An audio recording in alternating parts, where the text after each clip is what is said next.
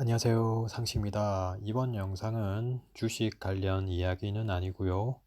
뉴질랜드랑 호주 영주권 값어치에 대해서 이야기해 보려고 합니다. 우선 제 말투가 느리고 버벅거리니까 1.5배속으로 해서 보시기 바랍니다. 우선 뉴질랜드, 호주 비슷하면서도 다릅니다. 그리고 뉴질랜드 같은 경우 이제 제가 계속 살고 있고요. 호주 같은 경우는 제가 여러 번 방문은 해봤고 지인이 이제 호주에 많이 살고 있습니다. 중점적으로 이제 뉴질랜드를 가지고 이야기를 하겠고요. 사실 영주권이라고 하면은 호주, 뉴질랜드, 그 다음에 미국, 캐나다 이런 나라들 영주권 신청자가 상당히 많긴 하죠. 아무래도 영어권 나라이기도 하고요. 유럽으로 치면은 이제 영국도 있는데 영국이 좀 쉽지 않지 않습니까? 정확한 건 제가 잘 모르겠습니다. 그래서 요쪽 나라로 이제 많이들 알아보고 예전에 상당히 많은 사람들이 이제 왔죠. 저 같은 경우 제가 하던 일이 이제 유학이랑 이민 관련 업무를 했었습니다. 문제가 뭐냐면은 스트레스가 상당히 많습니다. 제가 대학을 졸업을 하고 그 다음에 유학 이민 관련 업무를 시작을 했습니다. 어, 스트레스가 이제 상당히 많은 이유는 비자 때문이죠. 비자가 만약 거절당하게 되면은 정신적인 고통이 저도 있고 그 신청자 그러니까 제 고객도 이제 고통이 상당히 크죠. 특히나 이제 영주권 같은 경우 거절을 만약에 당하게 되면은 뉴질랜드에 이제 살지 못하고 떠나야 될 수 있는 거죠. 그런 고통이 이제 정말 멘탈적으로 이제 엄청난 고통이고요. 그러면 이제 보게 되면 이제 특히 이 이민 쪽으로 이제 서류를 핸들링 할 수 있는 사람이 이제 변호사, 그 다음에 이미그레이션 어드바이저라고 해서 그 따로 라이센스를 이제 받으면 이제 할 수가 있는데요. 변호사 특히 스트레스 멘탈 정말 강한 것 같습니다. 그래서 저 같은 경우는 저와 같이 일하던 그러니까 이제 지인이죠. 지인이 이제 이미그레이션 어드바이서로 이제 활동을 했고요. 저는 유학 쪽으로 이제 계속 담당을 하고 이렇게 이제 맡아서 했는데 스트레스가 이제 많고 그 다음에 손님들도 이제 홍보를 하려고 하면은 그만큼 또 노력도 해야 되고 이렇게 이제 하다 보니까 결국에는 스트레스가 이제 핵심인 거죠. 그렇게 해서 점점 이제 비즈니스를 이제 그만두는 걸로 하고 계속 너무 오랫동안 일을 하다 보니까 또 지겹죠. 거의 제가 한 10년 가까이 했죠. 맞나요? 그 정도 그 정도 했습니다.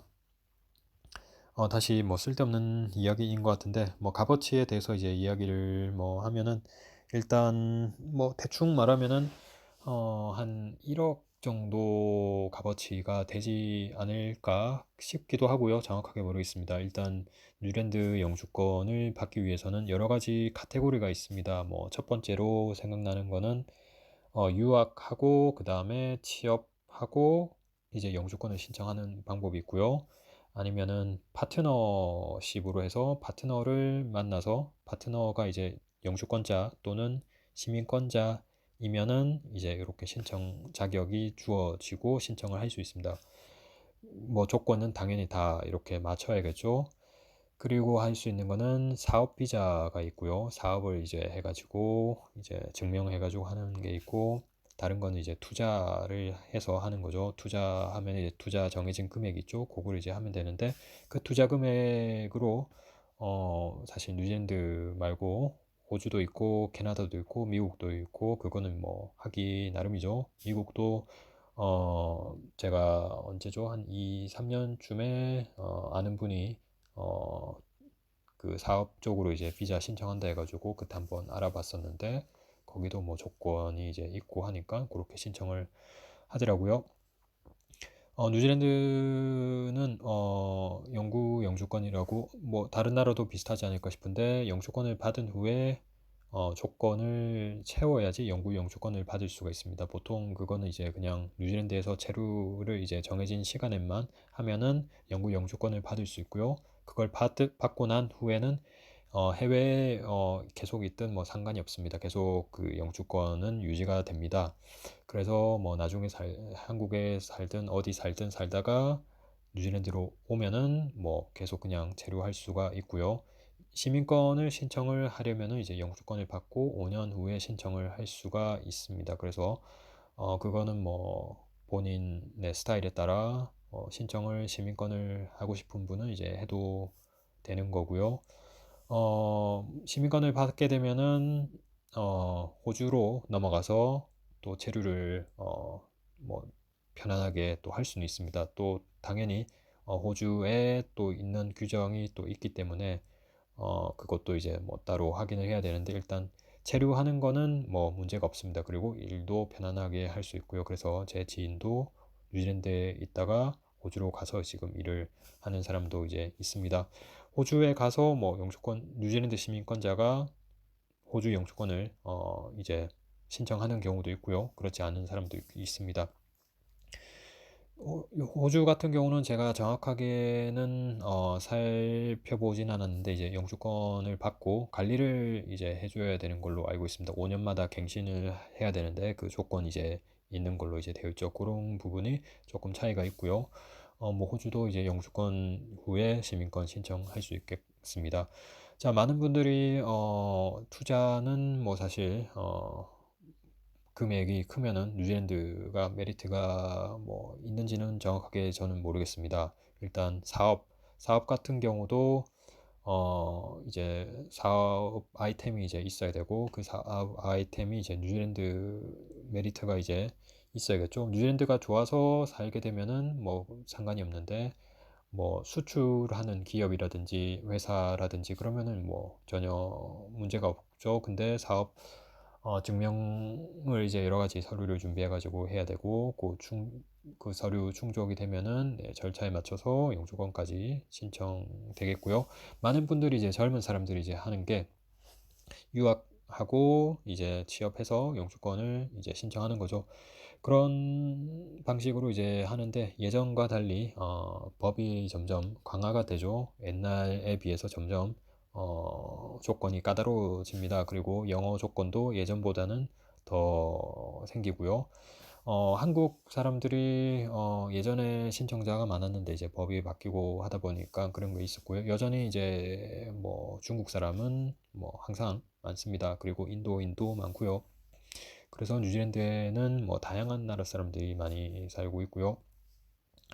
우선 뭐 1억으로 제가 이야기한 것은 일단 젊은 사람들이 유학을 하게 되면은 뉴질랜드 와가지고 유학생 학비를 내고 공부를 하고 이제 취업하고 영주권 이렇게 신청을 하지 않습니까? 학비가 이제 학교마다 대학마다 다르고 이제 공부하는 기간에 따라 다른데 음, 뭐 1년에 2천만 원씩 잡고 3년을 공부한다. 학사 공부를 한다 했을 때 그러면 이제 6천만 원이 들어가겠죠. 학비가 더 비싼 경우도 있고 프로그램마다 다릅니다. 그래서 뭐 배첼러 오브 사이언스 아니면 배첼러 오브 뭐라 해야 될까요? 커머스, 비즈니스 아니면은 뭐 IT 쪽 이런 공부하게 되면은 대학마다 다르지만 뉴질랜드에 이제 종합대학 유니버시티가 8개가 있고 그 다음에 폴리테크닉스, 그 다음에 인스티튜트 오브 테크놀로지 이런 곳은 한 정확하게 지금 갑자기 기억 안 나는데 한 16개 뭐 이렇게 있습니다. 그런 곳은 조금 더 저렴합니다. 그래서 뭐 한 얼마라 했죠? 제가 한 5천에서 한 6천만 원 그냥 대충 잡고 그 다음에 생활비, 숙식비 뭐 이런 거 들어가지 않습니까? 그런 거 뭐 상황에 따라 다른데 이제 오클랜드가 가장 큽니다. 도시가. 그래서 뭐 혼자 하면은 1년에 한 1,000만 원, 1,500만 원 뭐 그 정도 잡는다 치면은 1년에 거의 뭐 한 3천만 원 이상 들어가죠. 그러면 곱하기 3 하면은 이제 9천만 원 정도가 되는 거죠. 그렇게 이제 한 1억 정도 투자를 해야 되고 영어가 이제 또 안 되는 사람은 또 영어 공부를 해야겠죠. 그걸 한국에서 하는 경우도 있는데 미리 이제 적응을 또 하고 해야 되니까 뉴질랜드에 오든 필리핀에서 하든 이제 공부를 해야겠죠. 근데 아무래도 뉴질랜드에서 공부를 할 거고 살기 때문에 뉴질랜드에서 공부하면은 적응하기가 좀 쉽겠죠. 그런 경우에도 학비랑 생활비 뭐 이렇게 하면은 거의 비슷합니다. 뭐 300, 아까 얼마를 했죠? 3천만 원씩 했으니까 그거 나누기 12 하면 되지 않을까 싶습니다. 그래서 한 250에서 300만 원 이렇게 이제 들어가는 거죠. 그래서 공부하는 기간이 영어는 기초면은 한 1년 정도는 잡아야 되고요. 뭐 그렇게 이제 해서 뭐 1년에 뭐 3천 해서 뭐 4년 공부한다 치면 한 1억 2천 정도 되겠죠. 그렇게 해서 하는데 또 취업도 이제 인구가 작고 이제 규모가 작다 보니까 취업이 잘 되는 그런 공부를 잘 선택을 해야겠죠. 뭐 회계 공부를 할 수도 있는 거고 IT 쪽으로 할 수도 있는 거고 아니면 토목 쪽으로도 할 수 있고 뭐 엔지니어링도 이제 전공이 많고 여러 가지가 이제 있죠. 예전에는 이제 요리 쪽으로 이제 공부해 가지고 하는 분도 있었고요.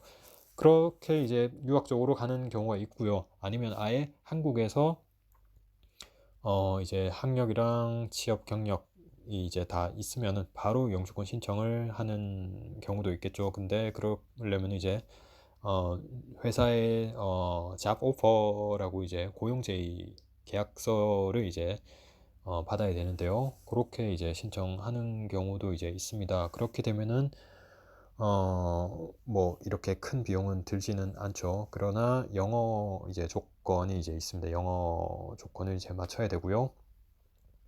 그렇게 해서 이제 신청하는 경우는 이제 거의 드물고요.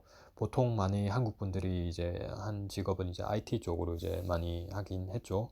뭐 안드로이드 개발자, iOS 개발자 뭐 등등 많이 있죠.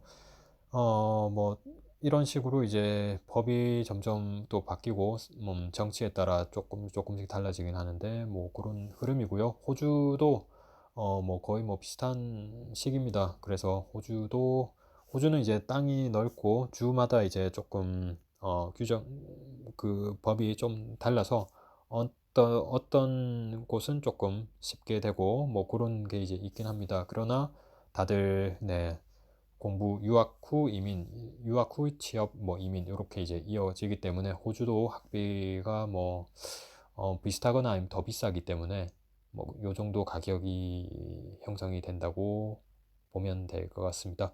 간단하게 네, 뭐 이렇게 이야기를 해봤습니다. 감사합니다. 아, 그리고 뭐 이야기할 것은 영주권을 받은 후에 그거죠. 어떤 혜택이 있고 하길래 도대체 영주권을 신청을 해서 받으려고 하는지 뭐 그런 부분이 있는데요. 일단 뭐 한국은 제가 정확히 모르겠습니다. 뭐 수당, 얼라운스 이런 게 이제 있습니다. 그런 거 이제 받을 수가 있고요. 그 다음에 뭐 학비 뭐 이런 부분은 이제 학교 다니면은 이제 학생들 이제 매주 얼라운스 이런 거 나오고요. 생활비 쓰라고 그런 거는 조금 조건에 따라 이제 달라지고요. 그 다음에 연금 같은 경우는 이제 나이가 이제 65세죠. 제가 정확하게 모르겠는데 그때 되면 이제 또 그 금액이 정해진 금액이 나옵니다. 뭐 그런 여러 가지가 이제 혜택이 있고요. 그만큼 세금은 뭐 정확하게 한국이랑 비교를 했을 때 차이가 얼마나 있는지 모르겠지만은 뭐 세금도 이제 연봉 수익의 인컴에 따라 이제 그 구간이 이제 정해져 있고 하기 때문에 뭐 그만큼 수익이 많으면 이제 많이 조금 더 내야 되고 뭐 그런 게 일단 있습니다. 여기까지 하겠습니다.